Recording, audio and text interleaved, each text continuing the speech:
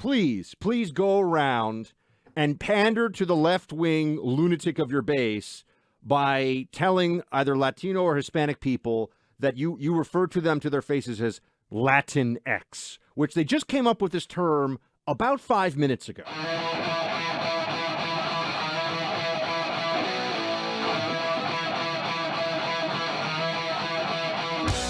For any of you who are worried that our southern border is a porous, anarchic, lawless mess right now, just understand that the border czar is back.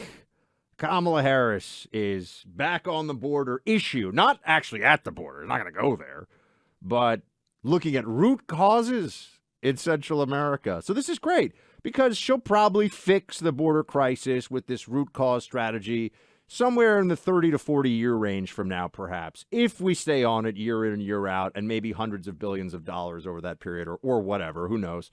But I did want to point out also that there's been this great trend, very positive, very encouraging trend, seeing that Latino or Hispanic support for the GOP going this midterm. Clay and I have been telling you all about this.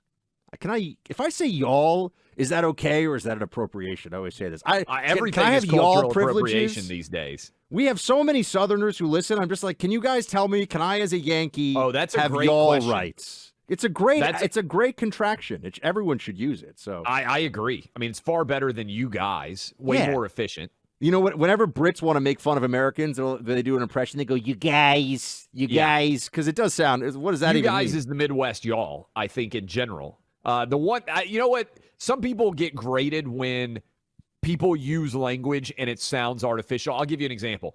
Have you noticed Democrats in particular, use the word folks all the time? Like people to try to appeal to, the working folks, of course. It all the time. sounds so fake to me when, somebody who lives in, when Nancy Pelosi City talks about the folks, in her head, she's thinking the poors.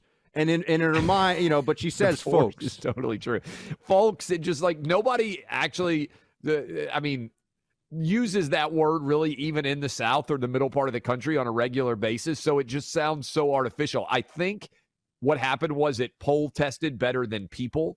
And so they started saying, folks got to make decisions. And I'm just like, every time people say it, it sounds so fake. So I feel like maybe the fair thing would be for someone like me, a born and raised New Yorker, I could say y'all just like that, but not do a y'all, not lean into it a little too much. You're like trying to exaggerate. Trying to, accent. I can't, it's like I could wear the cowboy boots maybe, but I can't just, show them off too much and kick them up on the table. Okay, but here's my point though. The Latino and Hispanic support for the GOP is surging, which is fantastic, and it would be amazing to see GOP candidates overall, let's say, get a majority of the Hispanic vote. That would be great. It would be a seismic change in electoral analysis. And so to that end, I would just like to see the continuation of the advice here from Alexandria Ocasio-Cortez of Westchester, which Tucker, for example, is fond of pointing out. She's not actually from the Bronx, which is a borough that I know quite well. She is from Westchester, which is a kind of an upper middle class suburb of New York City. Anyway, she is telling everybody, I don't care what it does to your electoral prospects as a Democrat. Use the term Latinx because this is about people's identity. There are some politicians, including Democratic politicians, that rail against the term Latinx. And they're like, this is so bad. This is so bad for the party, like blah, blah, blah. And it's almost as though it has not struck some of these folks that another person's identity is not about your reelection prospects. This is not about you. It's not about you. And I just want to tell everybody. She used folks, by the way. Did you hear that? Did. Yep.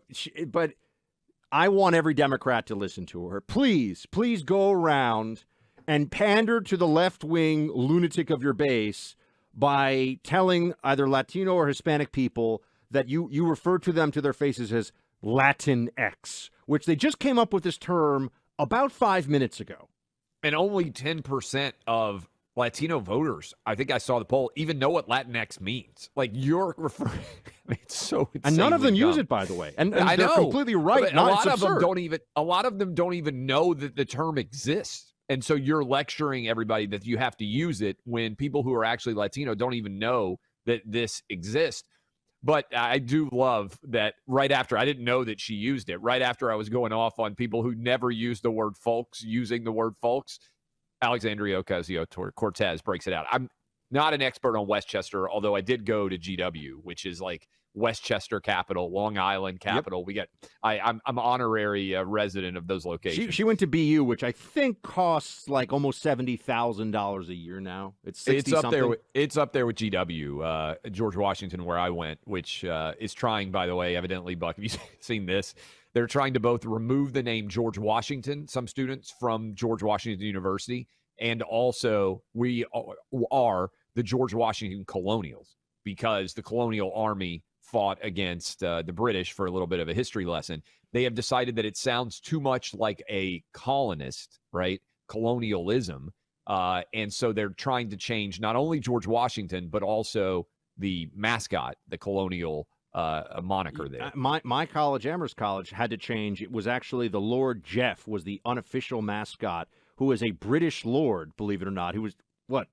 I was going to say, I read about this in a Daniel Boone book that I finished recently. Your boy, Lord Jeff, he actually, according to the Daniel Boone book, did use blankets to smuggle smallpox to the Native American population. First of all, there's two sides on this in terms of the historians. It's not really clear. I meant to tell you this when I was reading it. Microbiology was not so well understood then. There was some sense that maybe these blankets from the smallpox. I mean, it's not as clear cut historically as some people are making it sound. That all said, he was a British lord in, breeches with the hat and the, what I always find so interesting, and people always, interesting history fact, the powdered wig became a fashion because syphilis was so widespread in Europe, and one of the symptoms of untreated syphilis among men is patchy hair loss. Oh, wow. And so powdered wigs because guys didn't, bathe as much and stuff. So for lice and other things, that was helpful. But a powdered wig became fashionable because there would be syphilis outbreaks and people would have patchy hair loss. So they started wearing these wigs, and then it just became a thing that everyone started doing. And if this is one of these internet memes that turns out to not be true, by the way, someone has to let me know. But my understanding of the history of the powdered wig is that is actually where it comes from. And, British barristers and judges, etc., still wear them to this day. Here's a question that might blow your mind. Did George Washington have a British accent? People have brought that up before. Wouldn't it, how when quickly... When did the American accent? So how quickly does your accent change from, I don't know, it's a good... I don't think he would have had a British accent. Would have had an American version of a British accent. Accents develop pretty quickly, I think. I don't know the answer. Why did we abandon the British accent here in the United States and end up with the accent that you and I have now? Because it's America. How did that happen? I get it's July, America. Baby. We're Come different, on. but Hot dogs I know the and 4th flags. of July is soon, but I've rattled a lot of cages out there. People are now thinking, what if George Washington had a British accent? What if he sounded like the king? Here's all you need to know. Whenever someone sings, they sound like an American no matter what their accent in English is. True. Because ours is the most natural. Makes the most sense. Just saying.